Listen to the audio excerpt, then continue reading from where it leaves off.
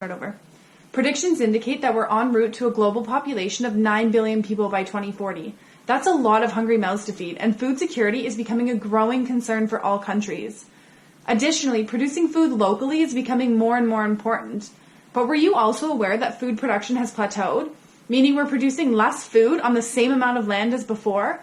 This is because our current industrial agricultural practices have led to high land degradation, soil and water pollution, high greenhouse gas emission, and especially biodiversity loss. In conclusion, our agricultural systems are on life support, continuously needing higher levels of intervention to remain productive. We therefore need to get more serious about sustainability in agriculture and find ways to bring back biodiversity on farms. What is biodiversity, you may ask? In my case, it's a number of different species you can find within a specific area. Increases in plant diversity have been linked with increases in beneficial invertebrates on farms, such as crop pollinators and natural pest enemies, leading to reductions in the amount of pesticides and fertilizers needed. This ultimately allows us to reduce the amount of pesticides and nutrient runoff into our neighboring waters.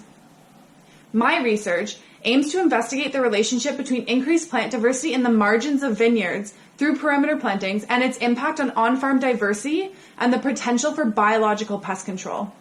Through surveying vineyards throughout Niagara, I looked at a common grape pest as well as spiders as a method of pest control to determine whether these plantings had any beneficial effects.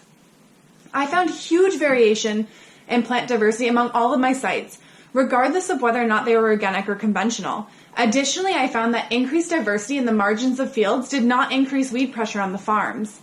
However, it's important to remember that these systems are quite complex. So can perimeter plantings promote the type of beneficial invertebrates we want to see? My results are good news. Perimeter plantings can support spider populations, like this one here, and at the same time we see reductions in the number of pests on farms. For farmers, this means a simple solution to increase farm productivity without pesticides. Simply promoting on-farm diversity can create more sustainable and productive agricultural systems. These systems are better equipped to adapt to our currently changing climate and growing conditions without increases in the number of pesticides needed.